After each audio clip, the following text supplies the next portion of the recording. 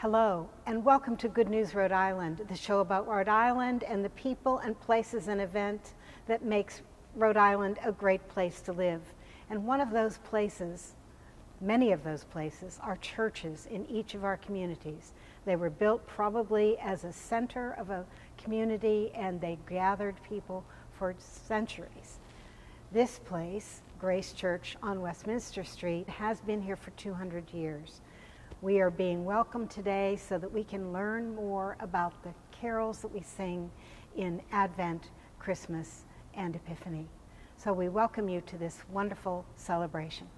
Welcome to Grace Episcopal Church in downtown Providence, Rhode Island. It's wonderful to have you here. Thank you, Jonathan. I should say, the Reverend Canon Jonathan Huyck.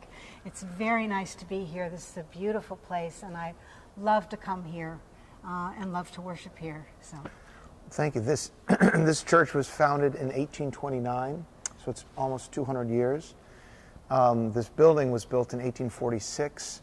The addition behind me was built in 1912, and then the newest addition is on the other side of that wall, our pavilion, which was built just last year. How did you get here? Well, I turned west on Westminster Street and I drove. That's a good thing to know, Westminster Street. I was serving as the canon pastor of the American Cathedral in Paris when my wife and I decided we wanted to move back to the States, and this church was looking for a rector, and it felt so I applied and interviewed for the position, and it reminded me actually quite a bit of the cathedral in Paris. It looks a lot like it, has that same style of church architecture, and the people were just wonderful, and it's an extremely diverse and welcoming, very welcoming congregation, so I felt right at home from day one. Who can come here? Does somebody have to be an Episcopalian? No, in fact, it's an Episcopal church, so our worship services are in the Episcopal Anglican tradition, but the people who come here come from not only all walks of life, but all different church backgrounds or no church backgrounds at all. I bet most of our people who are here on Sunday morning did not grow up in the Episcopal Church. They grew up in the Catholic Church or different Protestant denominations. And as I said, some didn't grow up in any church at all. We're here to film some music today, and the music of Advent, Christmas, and Epiphany. Mm-hmm. And a lot of people don't know how important hymns and music is to the worship tradition, to liturgy. Yes. And I wondered if you could say something, because I feel like it's central, but I wondered if you could say something about that. Sure. In different denominations, music plays a different role, although I think in most Christian churches, music is very important. And certainly in our tradition, the Episcopal or Anglican tradition, music is central, and hymn singing has been central since the time of the Reformation. So we have 4 or 5 hymns we sing as a congregation every Sunday. And then there's what's called the service music that we sing. And the choir sings anthems, and maybe that full half of our service is actually sung. There's an old saying, he who sings prays twice. And so we pray twice. Well, one of the things that happens is that you learn your basic faith by singing, because some of the words are meant to be teaching, isn't that true? Oh, indeed, yeah. In the Psalms we sing every week, we sing the Psalms. So music is a major part of worship, is what you're saying. Indeed. All right. Well, we appreciate you welcoming us here, and we are going to enjoy every minute in this beautiful space. And thank you so much for allowing us to be here. It's wonderful to have you. Happy Advent and Merry Christmas. Thank you. Same to you and to your family. So today we're going to welcome, and he is going to welcome us, Vincent Edwards, who's here as the choir master and music director of Grace Church in Providence. And we really appreciate being here. What is a little bit of the history of someone who becomes a choir master? It's something that I've wanted to do my whole life, and interestingly, we're talking today about Advent and Christmas, and it was at a service of Christmas lessons and carols when I was about 6 years old that I turned to my mother and said I pointed to the choir director and said I want to do that. I think much, maybe to a little bit of her sadness, that it wasn't surgery or law, but I've known all my life that I wanted to do this in some form, and I'm really grateful to be able to be at a place like Grace where I can make a full-time living doing what I love most. And there is a lot of music in every service, as Jonathan was just saying. So you've got a lot of preparations. And you have a choir here. We're essentially in the choir stalls, and we're sitting where 50 people sit on a Sunday morning to sing. And they help the chorus, or they help the congregation, yes, but they also perform. They do. We have a large adult choir between 30 and 40 members, and then we have a chorister program we started 2 years ago, which is for boys and girls grades 2 through 12, and there's 16 of them currently, and they often sing with the adult choir twice a month. So we do pack the stalls, and provides both a visual and musical and oral leadership for the congregation. In your opinion, what part does music play in worship? I think it's a simple answer. I think people are reached by music, whether it's secular or sacred. In general, people are so deeply touched by music, by memory of music that means something from childhood or from growing up or from an occasion in their lives. I think they take solace in music. They're inspired and thrilled by music. So we try to do a little bit of all of that every Sunday if we can. And I know for many people here at Grace Church that music is one part of what makes it a great place, but I do think it's a thing that draws people in and brings them back. I remember so much of my childhood when I hear some of the hymns, but there are a lot of new ones as well. There are. And yes. So it sort of brings me forward and backward at the same time. Yes. Well, today we're going to be talking about the carols that we hear so often, sometimes even at the grocery store. And what I want to do is to say those carols have history. I would like you to talk a little bit about some of the carols that are so familiar to us. Sure. We're in the season of Advent now, which in the Christian church, of course, is the time leading up to Christmas. It's a period of 4 Sundays that take us into the Christmas season, which is liturgically, if you're in a liturgical parish, is 12 days, starting on Christmas Day, concluding with Epiphany on January 6th. And our secular world doesn't follow that calendar. We start around Halloween with Christmas carols and Christmas decorations and extend all the way up until Christmas Eve. Much of the secular world skips Advent and the music of Advent.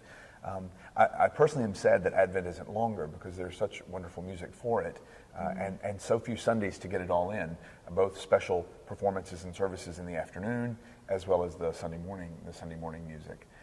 And the Advent music is probably less familiar to the general public than the Christmas carols that so many people do know.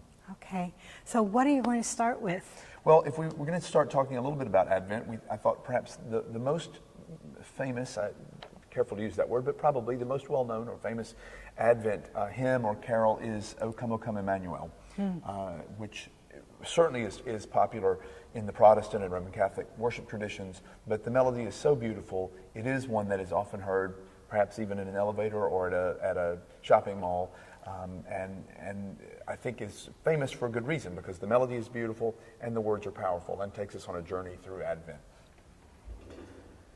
The hymn O Come, Emmanuel is based on the series of O antiphons, and they're called the O antiphons because literally each stanza begins with the word O.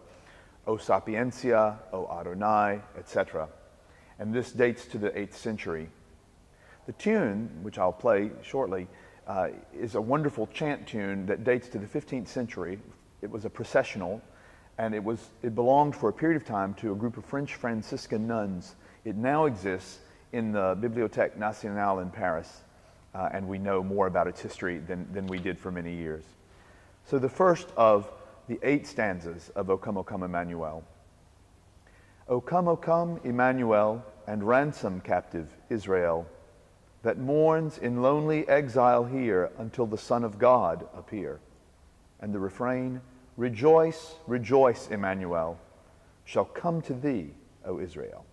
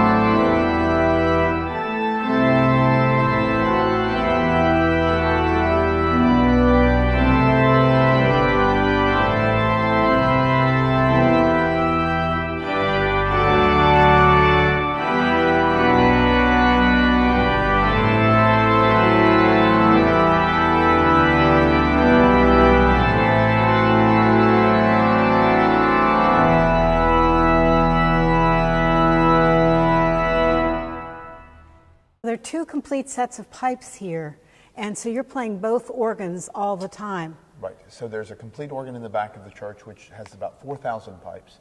And then there's a complete organ in the front that has about 2,000, all playable from the console here in the front. Back to hymns. The more familiar hymns are certainly the Christmas hymns. Certainly, yes. And those are the ones that are played in the shopping center that may not be necessarily needed there. Well, we're going to talk about two today that probably don't get much playtime in the mall or shopping center, even though within the walls of the church, they certainly are popular. And I thought one that we would discuss a little is Once in Royal David City. This one has been made famous in many households around the world, honestly, because of the famous broadcast from King's College Chapel in Cambridge, England. This dates back to the broadcast, obviously not, but the service to mid-19th century, and then the broadcast from the early 20th. And so for many people, it's a tradition in their own homes around the world when it's 3 o'clock on Christmas Eve afternoon in England and a single boy begins to sing Once in Royal David City, and around the world people hear this tune. Even if they don't sing it in their own churches, they know it. There's a bit of lore around that, which is partly true. The boys all learn the solo, and when the BBC light goes on, the director points at one and he sings. So they must all be ready to go, and that keeps everybody on their toes. Oh my heavens, What would pressure. you not like to be that boy? Would not like to be that boy. I would much rather listen to that boy than be that boy. It's a really wonderful tune. The words were written in 1848 by a woman, Mrs. Cecil Frances Alexander, and it was her commentary on a section of the Apostles' Creed about the birth of Christ and about the Annunciation. The text has been altered in our hymnal and in many hymnals to make it a little bit more 20th century appropriate. Some of the original words were slightly dated. But the tune is wonderful and strong and has been paired with the text. And since the broadcast particularly, it's accepted that they go together, the tune by Gauntlet and the words by Mrs. Alexander. The words to Once in Royal David City were written in 1848 by Mrs. Cecil Frances Alexander as her commentary on the third article of the Apostles' Creed, which refers to the birth of Christ and the conception of the Virgin Mary. Once in Royal David City stood a lowly cattle shed, where a mother laid her baby in a manger for his bed. Mary was that mother mild, Jesus Christ her little child.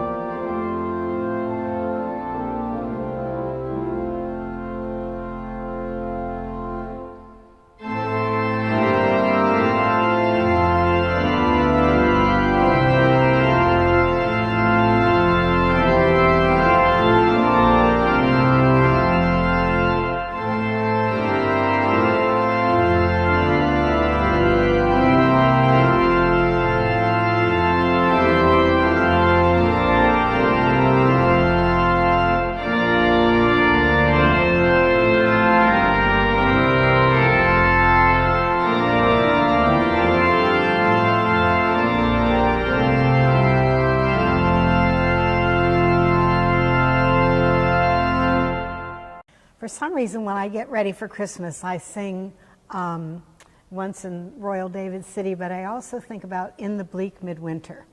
And I think probably in Bethlehem it wasn't bleak and it wasn't midwinter, and it was bleak political times possibly, but not anything else. And so anyway, can you tell me a little bit about how this hymn was written and why? Certainly.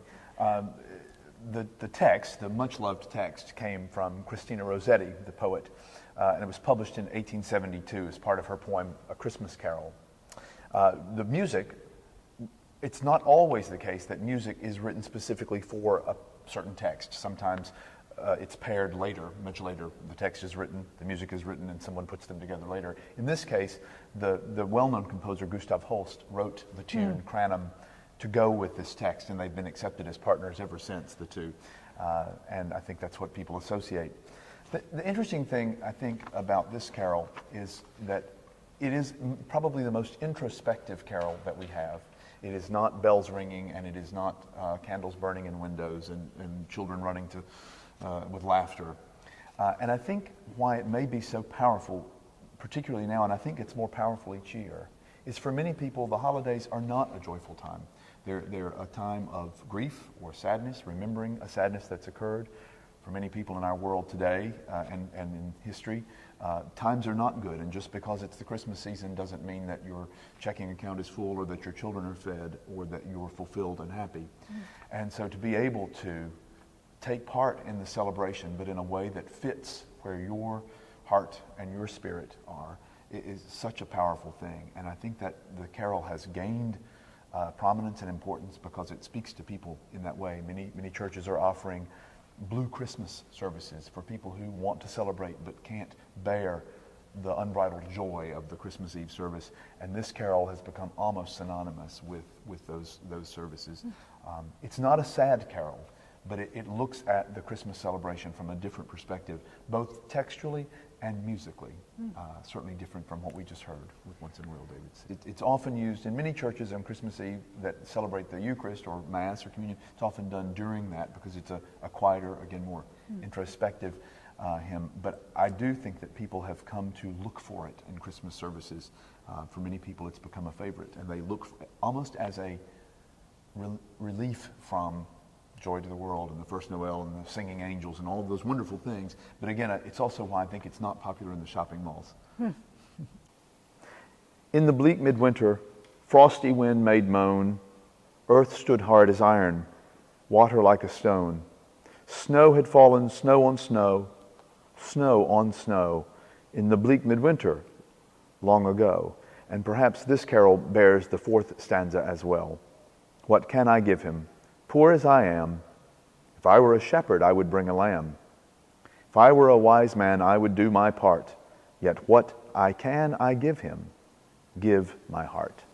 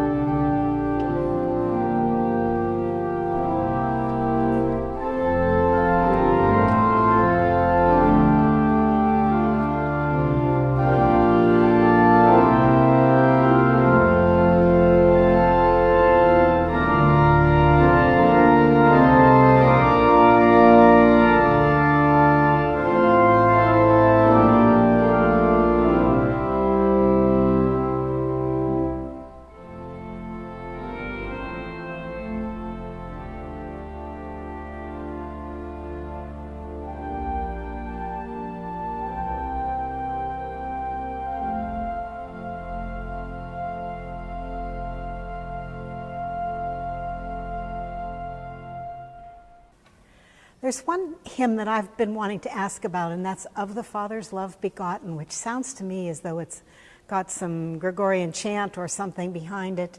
I've always loved it because there's so many verses and you can just keep singing and keep meditating, essentially. It's a beautiful hymn. I actually had it at my own wedding because I got married after the season, right after Christmas, but before Epiphany. And because Christmas Day and often the Sunday after Christmas have a reading from the Gospel of John, this text is often paired with that. So it sort of comes usually not on Christmas Eve, but before Epiphany.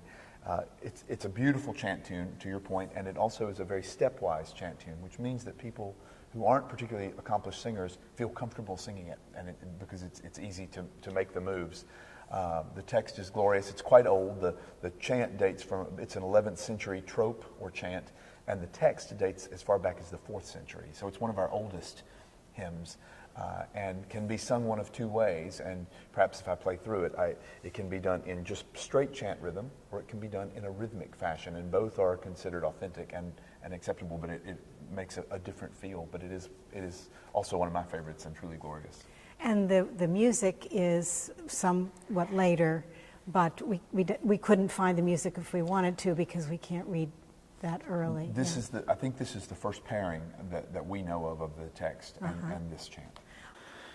The 4th century hymn of the Father's love begotten is paired with a trope or a chant from the 11th century. The first stanza reads, "Of the Father's love begotten, ere the worlds began to be, He is Alpha and Omega, He the source, the ending He.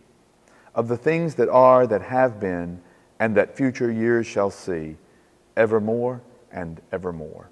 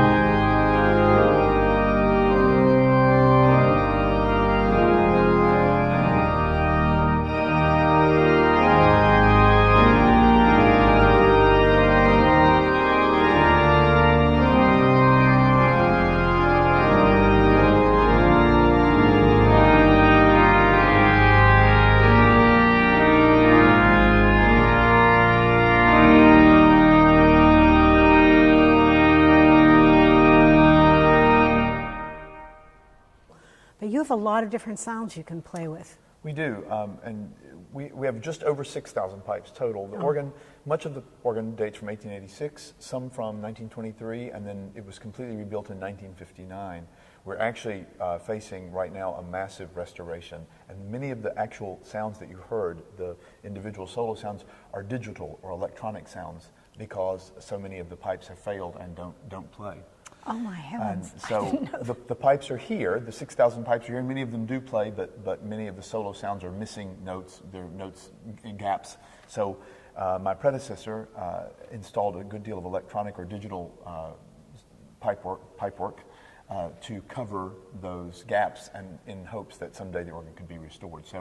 So we are hopeful, but it is because it is a massive instrument. The cost is massive, in excess of $2 million. So in the meantime, we rely on the electronic, digital, and hope that someday an angel will come and help us pull this marvelous instrument together. We're about to hear another hymn. So we've talked about Advent, and we spent a bit of time on some Christmas carols or hymns. The season of Epiphany, probably out of the three, rates the lowest, particularly when you're talking about music that might make it to the mall or to the shopping center. But there is one particularly famous Epiphany carol, We Three Kings, which of course sums up what Epiphany is about, the adoration of the Magi, the visitation of the wise men or the kings, which happens on that 13th day after Christmas, January 6th. This year it actually falls on a Sunday, so we're doing a big celebration here. We're having a big service of Epiphany lessons and carols in the afternoon. We Three Kings, I just heard Dolly Parton sing this on Sirius XM in the car yesterday. So to say that it has made, it runs the gamut is an understatement. I'm a huge Dolly Parton fan, by the way. But We Three Kings, interestingly, unlike some of the other carols, or all the ones we've talked about today, this has words and music written by the same person. And that's a little bit unusual in hymns. It was written in 1857 by John Henry Hopkins, Jr. He wrote the words and the music. We don't know a lot about the wise men or the magi or the sages. There's not a lot of detail given in the Bible. One thing that I think people love about this carol or hymn is that Hopkins made it very specific. He gave them names, he gave them specific gifts to bring, and it also has a refrain. And congregations love refrains. So his idea was that male soloists would be the kings and sing the verses or stanzas, and the congregation and choir would join in on the refrain about following the star. So it is the quintessential Epiphany carol, with good reason, I think. The hymn or carol We Three Kings was written by John Henry Hopkins Jr. in 1857, and the verses each are assigned to a soloist that represent a specific king. But the first verse is a summary of what's happening. We three kings of Orient are bearing gifts we traverse afar, field and fountain, moor and mountain, following yonder star. And then the much-loved refrain, O star of wonder, star of night, star with royal beauty bright, westward leading, still proceeding, guide us to thy perfect light.